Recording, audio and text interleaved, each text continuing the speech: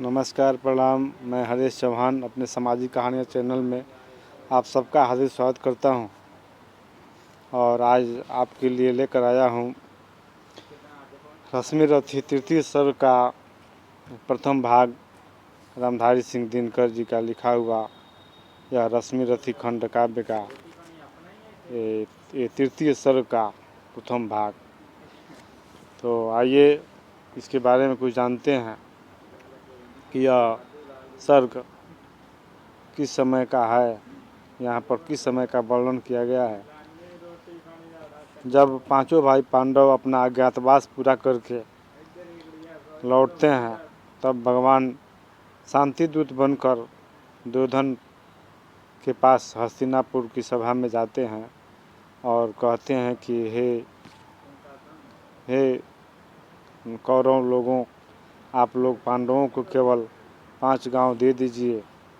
लेकिन दुर्योधन नहीं मानते हैं और उनको बांधने के लिए कहते हैं। इस सर्ग में ये हस्तिनापुर की राज्यसभा का दृश्य है और उसमें भगवान अपना विराट स्वरूप दिखाते हैं, दुर्योधन को ललकारते हैं युद्ध के लिए और कहते हैं कि जो युद्ध होगा उसका जिम्मेदार तुम होगे। तो आइए सुनते हैं रश्मि रथी खंड काव्य का तीसरा सर्ग का प्रथम भाग। हो गया पूर्ण अज्ञातवास, पांडव लौटे वन से साहस। पावक में कनक सदृश तपकर, वीरत्व लिए कुछ और प्रखर। नस नस में तेज प्रवाह लिए, कुछ और नया उत्साह लिए। सच है विपत जब आती है, कायर को ही दहलाती है। सुरमा नहीं विचलित होते, क्षण एक नहीं धीरज खोते। विघ्नों को गले लगाते हैं, कांटों में राह बनाते हैं। मुख से न कभी उफ कहते हैं, संकट का चरण न गहते हैं। जो आ पड़ा सब सहते हैं, उद्योग निरत नित रहते हैं। सूलों का मूल नसाने को, बढ़ खुद विपत पर छाने को। है कौन विघ्न ऐसा जग में, टिक सके वीर नर के मग में। खम ठोक ठेलता है जब नर, पर्वत के जाते पांव उखर। मानव जब जोर लगाता है, पत्थर पानी बन जाता है। गुण बड़े एक से एक प्रखर, हैं छिपे मानवों के भीतर। मेहंदी में जैसे लाली हो, वर्तिका बीच उजियाली हो। बत्ती जो नहीं जलाता है, रोशनी नहीं वह पाता है। पिसा जाता जब इच्छुदंड, झरती रस की धारा अखंड। मेहंदी जब सहती है प्रहार, बनती ललनाओं का श्रृंगार। जब फूल पिरोए जाते हैं, हम उनको गले लगाते हैं। वसुधा का नेता कौन हुआ, भूखंड विजेता कौन हुआ। अतुलित जस क्रेता कौन हुआ, नवधर्म प्रणेता कौन हुआ। जिसने न कभी आराम किया, विघ्नों में रहकर नाम किया। जब विघ्न सामने आते हैं, सोते से हमें जगाते हैं। मन को मरोड़ते हैं पल पल, तन को झंझोड़ते हैं पल पल।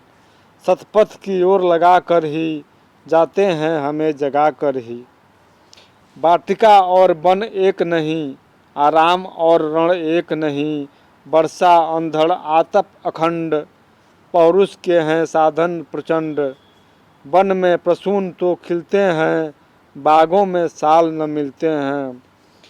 कड़कड़ियाँ जिनकी सेज सुघर, छाया देता केवल अंबर। विपदाएं दूध पिलाती हैं, लोरियां आंधियां सुनाती हैं। जो लाक्षागृह में जलते हैं, वे ही सुरमा निकलते हैं।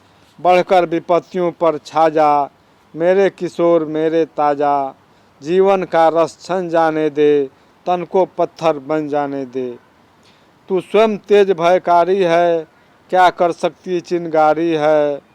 बरसों तक वन में घूम घूम, बाधा विघ्नों को चूम चूम। सा धूप घाम पानी पत्थर, पांडव आए कुछ और निखर। सौभाग्य न सब दिन सोता है, देखें आगे क्या होता है। मैत्री की राह बताने को, सबको सुमार्ग पर लाने को, दुर्योधन को समझाने को, भीषण विध्वंस बचाने को भगवान हस्तिनापुर आए, पांडव का संदेशा लाए। दो न्याय अगर तो आधा दो, पर इसमें भी यदि बाधा हो, तो दे दो केवल 5 ग्राम, रखो अपनी धरती तमाम। हम वहीं खुशी से खाएंगे, परिजन पर अस न उठाएंगे। दुर्योधन वह भी दे न सका, आशीष समाज की ले न सका। उल्टे हरि को बांधने चला, जो था साध्य साधने चला। जब नाश मनुज पर छाता है, पहले विवेक मर जाता है। हरि ने भीषण हुंकार किया, अपना स्वरूप विस्तार किया। डगमग डगमग दिग्गज डोले, भगवान कुपित होकर बोले। जंजीर बढ़ाकर साध मुझे, हाँ हाँ दुर्योधन बांध मुझे। यह देख गगन मुझ में लय है, यह देख पवन मुझ में लय है। मुझ में विलीन झंकार सकल, मुझ में लय है संसार सकल। अमृतत्व फूलता है मुझ में, संहार झूलता है मुझ में। उदयाचल मेरा दीप्त भाल, भूमंडल बक्ष स्थल विशाल। भुज परिधि बंध को घेरे है, मैनाक मेरु पग मेरे हैं। दीप्ते जो ग्रह नक्षत्र निकर, सब हैं मेरे मुख के अंदर। दृग हो तो दृश्य अकांड देख, मुझ में सारा ब्रह्मांड देख। चर अचर जीव जग छर अक्षर, नश्वर मनुष्य सुर जाति अमर। सतकोटि सूर्य सतकोटि चंद्र, सतकोटि सरित सर सिंधु मंद्र। सतकोटि विष्णु ब्रह्मा महेश, सतकोटि विष्णु जलपति धनेश। सतकोटि रुद्र सतकोटि काल, सतकोटि दंडधर लोकपाल। जंजीर बढ़ाकर साध इन्हें, हाँ हाँ दुर्योधन बांध इन्हें। भूलोक अतल पताल देख, गत और अनागत काल देख। यह देख जगत का आदि सृजन, यह देख महाभारत का रण। मृतकों से पटी हुई भू है, मृतकों से पटी हुई भू है। पहचान पहचान कहाँ इसमें तुम है।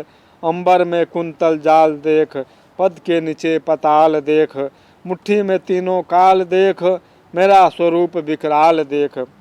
सब जन्म मुझी से पाते हैं, फिर लौट मुझी में आते हैं।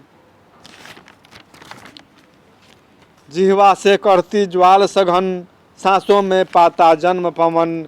पड़ जाती मेरी दृष्टि जिधर, पड़ जाती मेरी दृष्टि जिधर।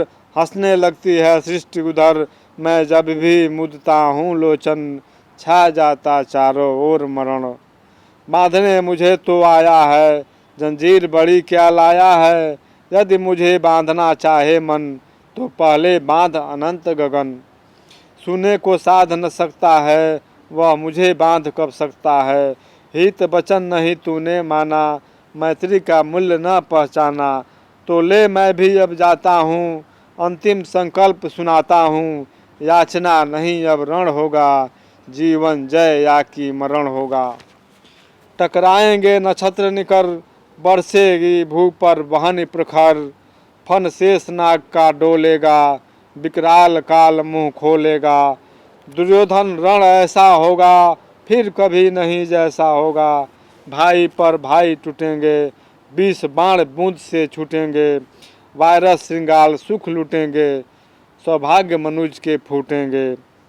आखिर तू भूसाई होगा, हिंसा का परदाई होगा। थी सभा सन सब लोग डरे, चुप थे या थे बेहोश पड़े।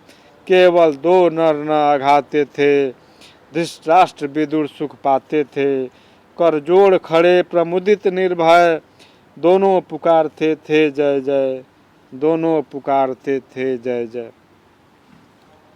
दोस्तों, यह था रामधारी सिंह दिनकर जी का लिखा हुआ प्रसिद्ध खंड काव्य रश्मि रथी का ये तृतीय सर्ग का पहला भाग, और तृतीय सर्ग का दूसरा भाग हम कल आपके सामने प्रस्तुत करेंगे।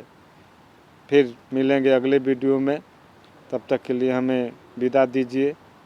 नमस्कार, जय हिंद, जय भारत। और मास्क ज़रूर लगाइएगा और कम से कम 2 गज की दूरी का पालन ज़रूर कीजिएगा। क्योंकि ये कोरोना अपनी बहुत तेज़ रफ्तार से हमारी तरफ विकराल काल मुंह फैलाए हुए दौड़ रहा है और हम में से बहुत लोगों को निकल चुका है। और अब भी अगर हम सतर्क नहीं हुए तो हमारी अभी बहुत हानि हो सकती है। इसलिए इस कोरोना से सावधान रहना बहुत ज़रूरी है, हमारे लिए, आपके लिए, समाज के लिए और देश के लिए और पूरे विश्व के लिए।